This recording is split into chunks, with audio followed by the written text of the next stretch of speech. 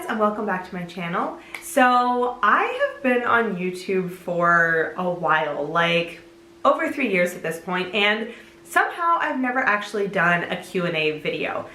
And I decided it was time to change that. So I posted out on Instagram, on YouTube, and on my Patreon to ask for questions from you guys, and I actually got a lot. I was actually like low-key worried that you guys wouldn't have any questions to ask me and I would have to scrap the video idea, but you guys came through. So I have actually taken all of the different questions and organized them. So unfortunately, because I ended up getting a lot more questions than I thought, and because some of them were very similar, I have not written down who asked me the different questions, but just so you guys know, they came from the YouTube community like tab, they came from the question I posted on my Instagram stories, and they came from some of my patrons on Patreon. So what I did is I basically dumped all the questions into a Word document, and then I went through and I categorized them based on the type of question. So I've actually got 5 different categories, and I think what I'm gonna do is I will answer as many questions as I can until I hit about like the 20-minute mark. And if I still have more questions after that, then I think I'll just do a part 2 and I'll save the rest of the questions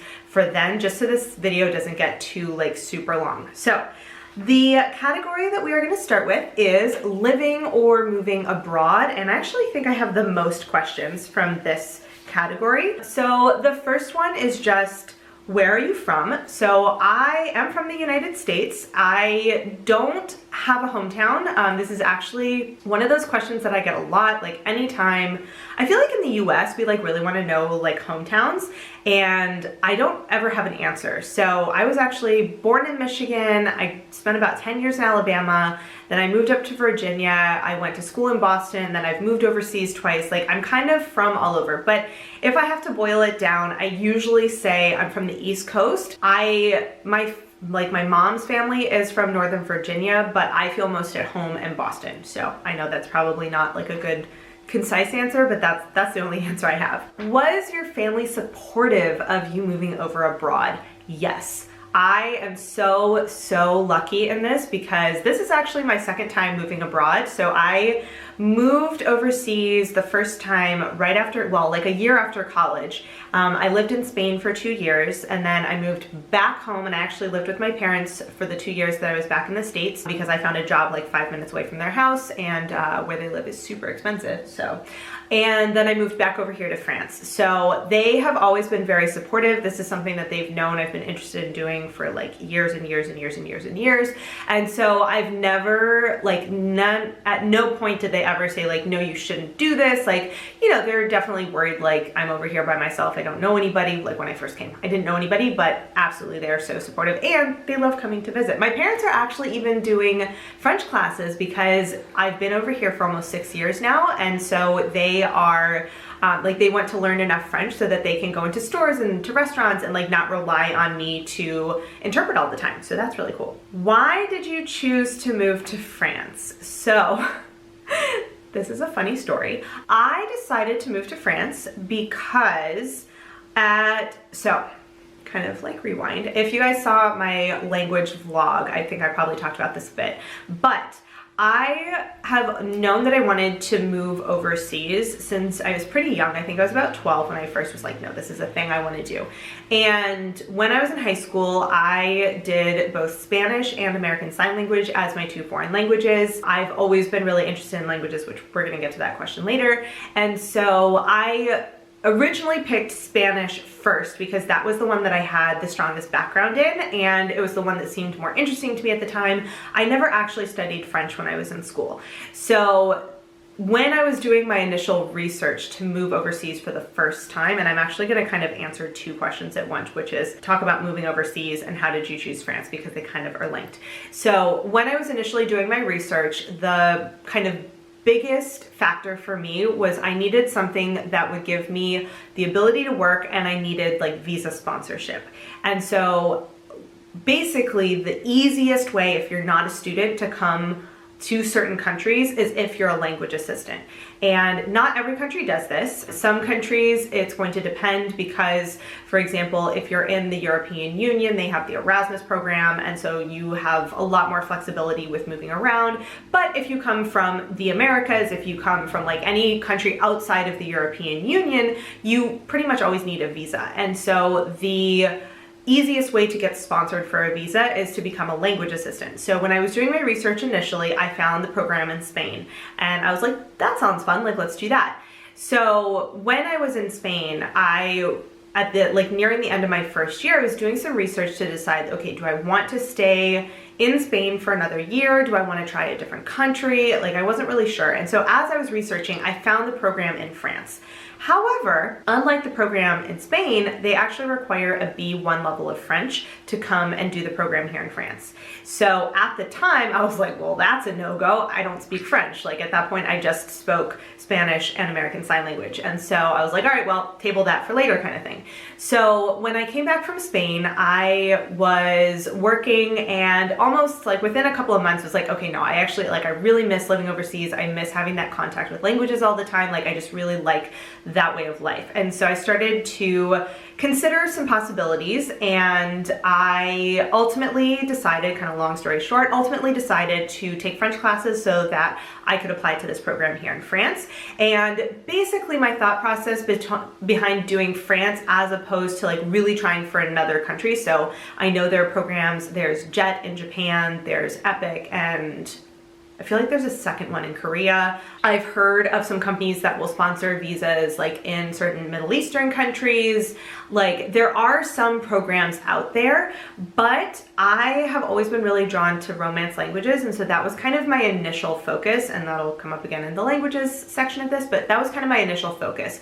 And so because I had already heard of the program a couple of years before, and because if I wanted to do Romance languages, French was the next on my list, I just kind of went with that. And I ended up staying in France because I ultimately got a job here. I did my master's here. Like it just made sense in terms of where I was in my life and what my goals were to stay in France long term. However, if a different country had a program, for example, if Italy had a language assistant program, which when I was looking, I could not find one. It may have changed, I don't know. But if Italy had a program, like there's a chance that I would have ended up in Italy. Like it wasn't necessarily France specifically, it was just kind of the combination of events that made France be the place that I ended up in. Tell us about your experience of moving to another country. I've done it twice, which I guess is a lot for some people, not a lot if you are in the State Department or if you were like an Army brat, for example. But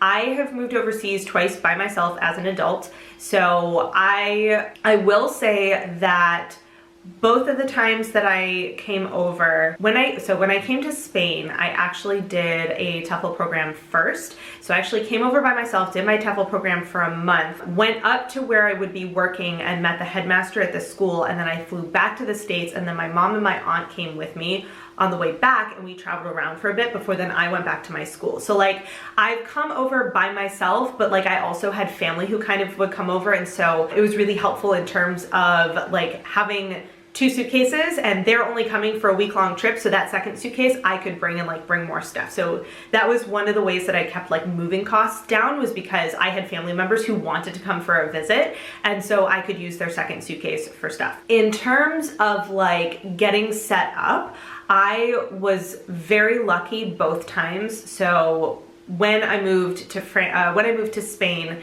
and I actually moved twice when I was in Spain, and when I moved to France, I was put in contact with somebody from the school that I was working with who helped me out with a lot of like the admin kind of stuff. So like, when I need to sign a lease, or if I need to get my bank set up or like my phone set up, like I got a lot of help in that regard from people who are native to the country. And so that actually made things so much easier than it could have been, because actually in every single case, well, when I moved the second time in Spain, I basically just had to do the lease thing. So that was a little bit more on me. But the first time for Spain and the first time for France, for example, know that getting a bank in a foreign country can like be insane, because a lot of times they're like, well, you can't get a bank unless you have your Visa card, but you can't get your Visa card unless you have your bank, like in one of those catch-22 kind of things. And in both cases, I was with somebody who like knew people at the banks who were willing to take a chance and like let me sign up for the bank, so then I could get all the rest of my papers. So it actually was much easier than if I had just like bought a plane ticket, shown up, and been like, okay, I'm gonna figure everything out. You know what I mean? Like I had a job, I had contacts with people at the job who then helped me with all the admin stuff that I had to do. And so now that I am here and I have to do stuff on my own, like I know enough of what's going on that I can do it by myself. But having that initial help was like such a game changer. Aside from that, I mean, it didn't really like, I don't know, I was excited to come, and so I wasn't really like super nervous. I mean, yeah, there was like the language barrier kind of thing, but I always knew somebody initially who spoke a little bit of English until I could kind of get my bearings. And so that, but even with the people who also spoke English, I very quickly like spoke Spanish or French with them. So that, you know, but like if I had like a question that I just like didn't know the words, then I knew that I had somebody that I could go to ask those questions. But I actually moved pretty far away.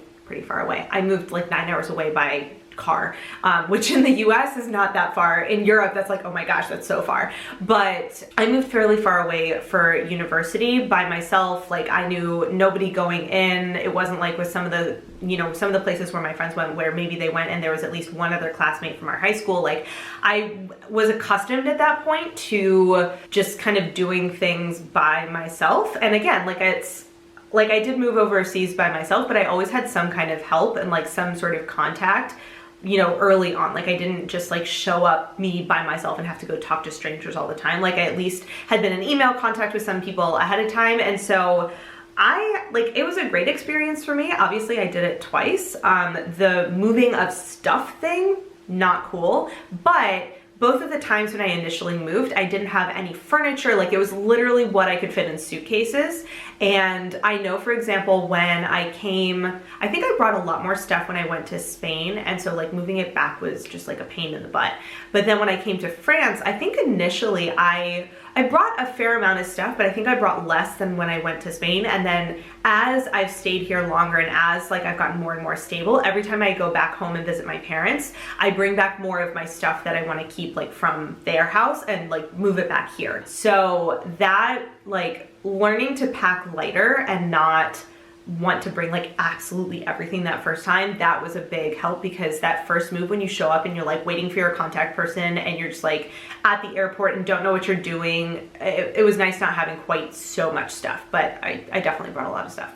And I don't know, like, is there anything else about moving overseas? Like, the moving itself process was actually like not that bad. I was more sad to leave, like honestly. Plans for the future. So would you like to stay in France, live somewhere else, where you know the language?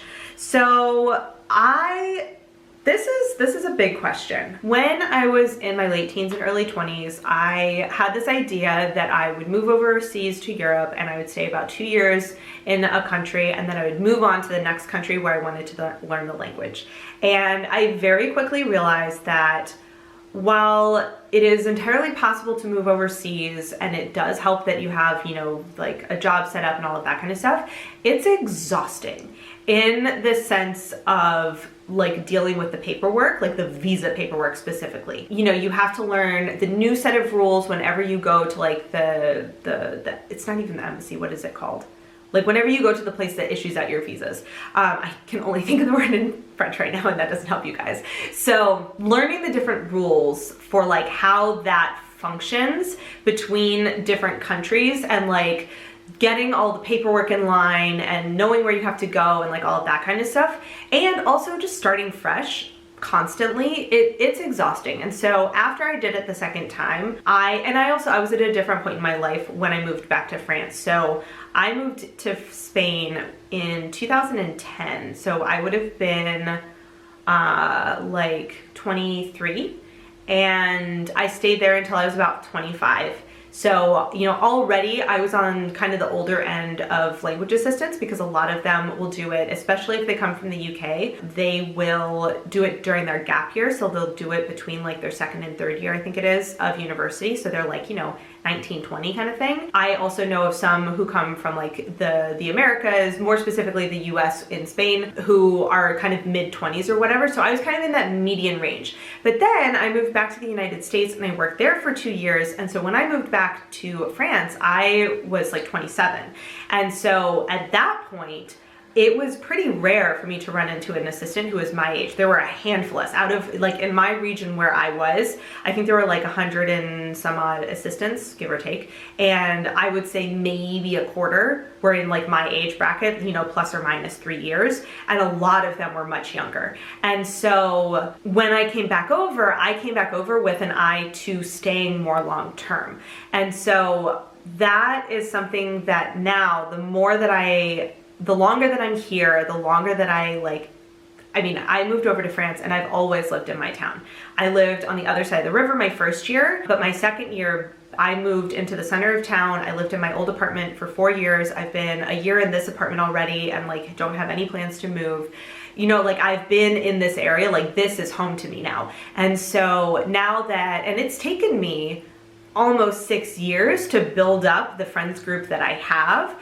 And I'm really not at a point in my life where I want to just like uproot all of that and move somewhere else. So my goal for right now is, yes, I definitely want to stay in France for the time being. I think that someday I would like to live somewhere else, but I don't know if that's going to look like, you know, the 2 months that I'm on summer vacation, or if it's going to be taking a year sabbatical. Like, I don't know what that's gonna look like. I would definitely like to experience living in another place, even for a brief amount of time, but the logistics of it, and especially now that I have like furniture and all of that kind of stuff, like how do you deal with that if you wanna move somewhere else and you don't wanna like foot the cost of actually shipping all of your stuff to where you are, like just, there's a lot of logistics. So it's something I would like to do maybe, but I'm not in a rush to do it. I'm pretty happy with how things are going right now. And I like kind of intentionally put my life into a lot of upheaval in my 20s that I'm kind of just enjoying a little bit more stability now in my 30s. Like, you know, can you compare living in the US to living in France, cost of items? And then there's another question that kind of goes with it. How does living in France as an American feel? So cost of living, that's a big one. I live about an hour and a half outside of Paris. So I live over in Normandy. I do live in a city, but I live in a small city. And cost of living is like pretty good. I'll put it that way.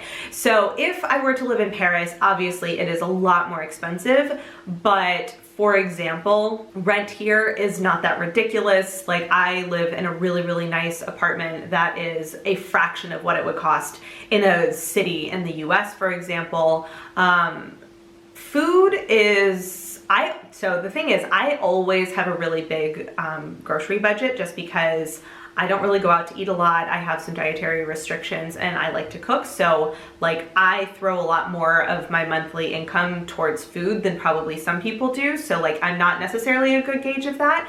But in terms of like general cost of things, like you can get good wine here for really cheap. Like the cheese is really affordable. Vegetables in general are pretty affordable. Like I think it's actually pretty good. Obviously we have less selection than you would have in certain places in the US. Also, we don't have Trader Joe's, which like a little bummed about that, but it's fine. So aside from other things than like food, I would say utilities and stuff are usually pretty reasonable. So I'll give you guys a really good example. My phone bill, like my cell phone, I don't have a landline. My cell phone bill is 16 euros a month. And that includes like unlimited texting. I have basically unlimited data, like Wi-Fi. I can hotspot my phone to my computer, for example, or whatever. It cost me $16. Like that, just to give you an idea. I don't have cable, but my home internet costs 32 euros. So if you guys want to do the conversion on that, I have no idea what it is in US dollars, but it's actually pretty reasonable. Like my health insurance is really reasonable. So overall, that side of the cost of living is like way, way, way, way better than in the US. Obviously, there are some things I miss about home, but like not enough for me to move back at this point kind of thing. So, you know. And in terms of being an American living in France, there are certain questions I get all the time. They can kind of get a little bit annoying, but I expect them, so like it is what it is. The fun thing is that my name is like not French in the slightest. Like I have some friends that have names that like sound vaguely French. Like if you say it with a French accent, it sounds vaguely French, and so like they can kind of get away with it. Mine does not in the slightest. Caitlin as a name basically doesn't exist in French. I almost always get some variation of like Kathleen. However, a little addendum. I did recently, like several months ago, right before lockdown, I did recently meet a French Caitlin. I have no idea how her parents came up with that name, but it is like, it was my name, but she is 100% French, which like the only time in 6 years that I have ever seen that. So like my name is never pronounced the way that I'm used to it being pronounced. So I would say like overall the experience is pretty good. Like I've never had anybody be rude or whatever. Like anywhere you get, like you're gonna have questions. Like if I were to meet somebody, a French person, if I were still living in the US and I met a French person, I would maybe have some questions to ask as well. Like I feel like it's just kind of par for the course, so it doesn't really bother me that much. I'm used to it at this point because I've been living over here for so long, and you know, the longer I'm here, and for example in work, like I'm not going to get those kind of questions because they know me. It's going to be like random people that I meet for the first time. So yeah, it's not too bad. So that is the first section, and because I talk too much, I'm actually going to try and do the language section in this video, and then I'm going to do a separate video because it's going to be way, way, way too long. So the next section are the language related questions, and I feel like it just makes sense to have the living abroad and the language questions be in the same Q&A video. So this will be a bit longer than I anticipated, but it's fine. So the first one is, did you grow up in a bilingual home? Absolutely not. My mother's parents both, like when they were children, spoke a language other than English, but in my parents, no, they just speak English. My dad studied German in high school and my mom studied French. Both of them are trying to learn French now, but neither of them actually speak another language other than English. So how did you develop an interest in learning languages, and what languages do you actually speak and use fluently? So I am going to be a little particular. So this is like one of those weird pet peeves of mine, and this comes from, anyway, this is one of my little pet peeves. I don't feel comfortable saying that I speak any language other than English fluently, because it is the only language, like it is my native tongue, it is the only language that I speak and have spoken from the time I was an infant. I would say that I am proficient in several other languages, and I know that like that difference is a little weird. I 100% blame my instructor when I was in university. This was like pounded into our heads, like. So also just FYI, I don't think this was actually a question. I actually studied American Sign Language and English interpreting when I was an undergrad, and like that was because obviously we were in an interpreting program. We talked a lot about this idea of fluency versus proficiency and all of that. So like that was pounded into my head for the 4 years that I was an undergrad, and so I like just have this personal block against using fluent for anything other than English, which is my native language. So I have always been interested in other languages. Like I literally can't think of a time that I wasn't. I remember when I was a brownie, like little wee Girl Scout, and I don't remember if it was when I was a brownie or a daisy. No, I think it was when I was a brownie. I remember I found somewhere, like literally don't even know, because this was like the 90s in Alabama. I actually found an American Sign Language version of the Girl Scout pledge, which like don't ask me to do it now. I literally don't remember it. It's been like 20 years, 25 years even. So I actually found an ASL version of the Girl Scout pledge, and I brought it into my troop, and I was like, oh, can we learn this? And like I learned the manual alphabet when I was like I don't even remember when, like I've known it for a really long time, and I was always interested. I had a friend growing up who, I think her family was Punjabi. I don't remember. It's literally been like prior to like 8 years old, I actually had a little book where she would write down words in Hindi for me, and so I like knew how to count 1 to 10 in Hindi for like the longest time. Like I've been interested in languages for so long. Like it fascinated, I think what it was is when I was a kid, it fascinated me, this idea that, like, you know when you're a kid and you just like can't always imagine how something else works if it's different from what you know. And so like my brain when I was a child was like, but how can they like watch TV in a different language? Like how is that going to make sense? Like how does it, like just my little child brain like couldn't figure that out. And so it always like, it just fascinated me. And also I have this thing where I really want to like experience different things and I want to know how other people live. And so like languages are the entryway to that basically, right? Like you can't, I mean, you can try, but like it's really hard to go to another country and like really trying to experience life there if you don't speak the language. Like you're left out of so much. And I hated feeling left out. Like I hated feeling left out. Definitely a little bit of the FOMO. And so that like I've been interested in languages since I can remember. So that basically drove a lot of my decisions as I was growing up. So I mentioned in the previous part that I did Spanish and American Sign Language as foreign languages when I was in high school.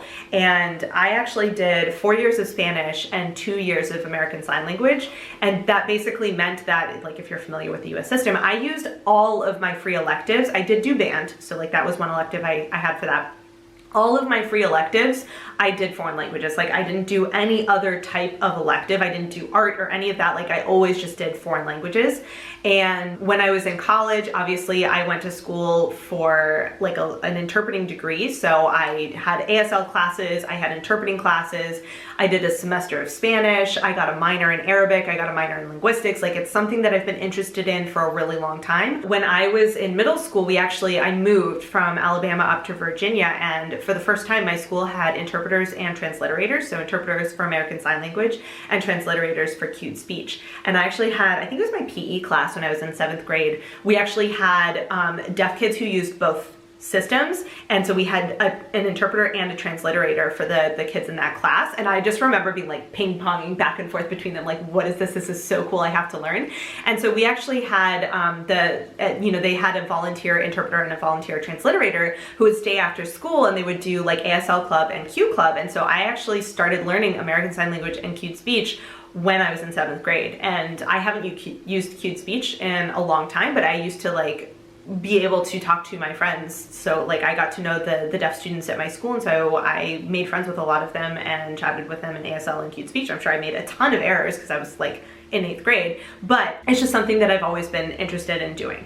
So I currently, in terms of languages I speak proficiently, obviously my native language is English. I would say probably my second-ish language is American Sign Language, because I actually went to university for that. My third language is Spanish. Then I would consider French.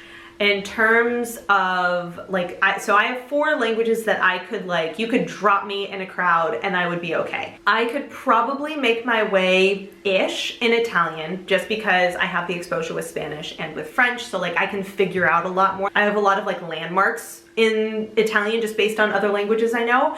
And then I'm currently learning Korean, and I studied Arabic back in high school. So like I can actually probably understand bits and pieces of Korean more because I've been doing it actively more recently. I can still understand and write using the Arabic script. I don't necessarily always understand what I'm reading, but I can physically sound it out and read it. I just don't necessarily always know what I'm reading. So like those are kind of on the less, like I'm not at all proficient in those, but I'm like working on those, and they are ones that I have some sort of base knowledge in. So if that makes sense. Do you plan on learning any other languages? Yes, always. I probably will never stop. I had this idea when I was younger that I wanted to be a hyper polyglot, and the older I've gotten, the more I've kind of really defined what it is about learning languages that I like, and it's gotten less about collecting a bunch of languages and more about enjoying the process and like ultimately making friends and using those languages.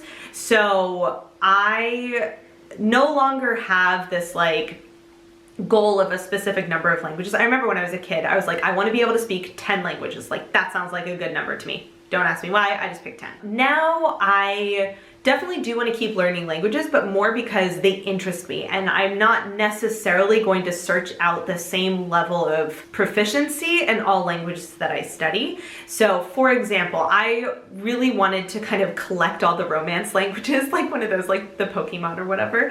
I say like I don't know exactly what Pokemon are, it's fine. So that has been one that obviously, you know, growing up in the United States, we have access more readily, especially in high school, to Romance languages. You know, we typically always have Spanish, French, German, Latin. You know, 3 out of the 4 are kind of in that vein. So I had more exposure to that when I was younger, and so those were kind of the initial ones. But like even when I was growing up, I really wanted to learn how to speak Hindi because I love Bollywood. You know, like I wanted to learn how to speak Japanese. Granted, now it's more, I'd rather learn how to speak Korean first and then maybe Japanese later. But like I just always had this kind of centered driving force that Romance languages actually just make sense to me, and they're easier for me in a way. Like it just, however my brain works in learning languages, Romance languages make a lot of sense to me. So that's one that I really have been kind of sort of systematically working at. So I started with Spanish, then I went to French, now I'm working on Italian. I'd like to learn Portuguese one day. Romanian is less known to me, but I'm sure if I learned more about it, I would be interested in learning Romanian too. And then of course I am interested in Arabic. Like oh my gosh, Arabic. One of these days, it is on my bucket list. I want to do an Arabic immersion course, and I want to do it in Egypt because I actually did a summer study abroad when I was in college, and I spent 6 weeks in Egypt, and I really enjoy the Egyptian dialect. It's also, from everything that I've understood, one of the most like widely used. So if you can speak and understand that, like you can communicate with a ton of people. So that is definitely like on my bucket list, one that I want to do one day. Obviously Korean, I want to keep learning Korean. I want to eventually be able to actually like carry on conversations with it. But again, it's kind of a slower process because I'm doing it all like from France. My contact with people who speak Korean is fairly limited on a day-to-day basis. And I also have like other things going on. Like I'm not spending, and I never focus on just one language at the time. So it takes me longer to get good at a language than it would be for somebody who like really had dedicated study skills. Also for me, I want it always to stay a hobby. I do it because I enjoy it, and the second it feels like work, it's not going to be as fun. And so I like to, it doesn't matter to me if it takes me 4 times as long to learn a language, as long as I never lose like the passion I have for like the reason why I'm learning that language, and like the approach of it being something that I'm excited to work on, if that makes sense. So I think that was probably a long enough answer for that one. Oh, I would also like to know how you focus on just a few languages. There's so many, and I always try to learn all I want at once. Okay. Same. Honestly, the worst thing, but like also the best, the worst thing that the internet ever did was give us Duolingo. If you were to look at my Duolingo account, I'm pretty sure I have like 12 languages that I've like done through. Do I have 12 languages I actively work on? No. Usually it's like 3-ish. And it's typically one that I'm kind of pretty good at, that I'm just kind of trying to keep up with, one I'm learning more seriously, and one I'm doing just because I think it would be cool.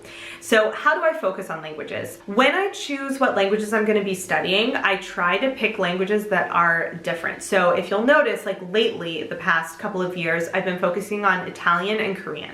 Right? So Italian is one that it's much easier for me to understand. I actually, even though I can't speak it with any amount of fluidity, like I'm working on it, but like it's not something I'm good at speaking right now, I actually understand a lot of it and have been able to for quite a while just because of Spanish and French. But you'll notice that I didn't learn Italian while I was learning French. Like I learned French up to about a B1 level and then started learning Italian, because there are certain things that kind of overlap, and I've noticed for myself, and I think this holds for a lot of people, that if you pick 2 languages that are too similar, your brains, and like you start them both when they're both kind of weak, they start kind of melding. And that's not good. Like, you don't want that. Even now, whenever I start a new language that I have, when I started French and I had Spanish as my backup, like Spanish was the one that I knew more. And now when I started Italian and I have French and Spanish, if I don't know words, my brain will fill it in from one that I know in another language. And because the languages are so similar, it's much easier for me to kind of like flip-flop them and not always realize. So obviously if I'm talking to somebody and they're like, oh, wait a minute, that's not actually Italian or that's not actually French, like then I'll know. But when I'm learning a new language, I don't necessarily always realize, because sometimes the words are so similar that like my brain just kind of like mushes them together. So I like to pick something that's going to be very different as my second language. So in this case, Korean, obviously very different. The like basics of it, the cognates like just don't exist between the two languages, aside from a couple of random words that they might use in English, for example, or whatever. But like overall, the structure is very different. The types of vocabulary, the way that they form sentences, like just all of that is very different. And so my brain, like when I'm like practicing Korean, if I'm trying to like talk to myself, I'm never going to put in a word in Italian, right? It doesn't, like, it's not gonna be the same. It's not like if I'm trying to practice Italian and I don't have a word in one of the in Italian and I put in a word in Spanish, like I'm not gonna do that with Korean because it's so different. And so that's the way I kind of keep those things separate. I also will honestly let myself start a ton of languages. So like the early days of lockdown, I started learning German, and you guys will know, like for a while, well, actually maybe not, I think I might have only talked about it on Instagram, but for a while I was like gung-ho, like yeah, absolutely, like let's do a bunch of German studies and all of this. And then it just kind of stopped and I went back to my normal Italian and Korean. And at some point, I'll start working on Arabic again, but I'll probably wait until I can kind of shelve one of my other two languages. So I've noticed that for me, 2 languages that I'm kind of semi-consistently working on is a good amount. And then I allow myself, if another language like starts speaking to me and I really want to play around with it, I absolutely do that. I don't say like, oh my gosh, I only have 2 languages, I can't do any others, like it's got to be 2, like, or like we're done. Like no, because this is a hobby, because this is something I do for fun, I allow myself to experiment and play around. And most of the time I just naturally figure out like, okay, this is a really cool language. And I would never say like, all languages are very cool, they're very interesting, they're all worth studying, but I do think that there is a certain amount, like you have to have some kind of connection to the language, whether that's like media, whether that's food, whether that's friends that you have who speak that language. Like it really does help to have that kind of connection. And so, for example, I like the idea of learning German. I have a friend who lives in Berlin, it's one of the languages they teach at my school. Like I think it would be really cool, but I just don't have the brainwidth right now to actually study German. So I'm like, okay, cool. German's definitely on my list. We're gonna table that for right now. Or for example, I'd really love to learn Greek. I have this obsession with learning other alphabets. Like I think it's just, obviously I love handwriting, like of course I would love learning something with a different alphabet. So Greek I think would be really, really cool because like I like the sound of the language and like all of that, but like I don't really have a foothold into Greek culture right now. Like I don't have like an artist that I listen to in Greek, or I don't have like friends on Instagram who also speak Greek. Like I don't really have a foothold right now. So that's one of my like someday maybe languages that I'm like, that would be so cool. But right now it's not the moment. So that's just kind of, I definitely have a more intuitive approach to languages, and it's a lot of like whatever moves me in the moment. So that's how I naturally just kind of winnow down to a couple of languages, because I know for myself, like I can't keep up that amount of enthusiasm for that many languages. I'm much better off if I focus on 2, maybe 3. So the final one, and I knew this was going to be one of the questions that you guys ask. So the question, it's not even a question, it's just a statement. I want to hear a little French, please. You guys, so this is my weird thing. That like this, straight up, this is my like Achilles heel. I live in France. I obviously speak French most days. I also, the majority of my friends over here speak Spanish. So I also speak Spanish pretty regularly. But if you ask me like this to speak it, my brain is going to short circuit, and I always am like, oh my gosh, people are gonna think I'm making it up that I speak these languages because I never speak them on social media. Unless you actually, if you send me a question in a foreign language that I know, I will like do my best to respond in that language, but like, this is like my weird embarrassment because what do you say? Right? Like anyone else out there who speaks more than one language, you probably know what I mean is when you get a question like this, like I absolutely understand like the fascination and whatever, like I've done it too. You gotta give me something to actually say, because otherwise my brain is just like, what did we talk about? So, I literally don't know what to say. I should have prepared something. This is why, like, I prepped the questions, so I was like, okay, let's film. So these are all like very spontaneous answers. Oh, je sais pas quoi dire. Alors, je déteste ces questions puisque je sais jamais ce qu'il faut faire et ce qu'il faut dire, mais voilà. Feels so awkward. It feels so awkward. Literally, it feels so awkward. So I hope you enjoyed that, because that's probably the only time I'm gonna speak French on YouTube, which also, like, I've thought about doing videos in other languages, but I just never do because I think about planning most of the time in English. Like, it's a system I learned in English, and so it's something I think about in English. Like, I can talk about it in French, but it's not like something that comes naturally to me, because almost everybody that I talk to in the planner community speaks English.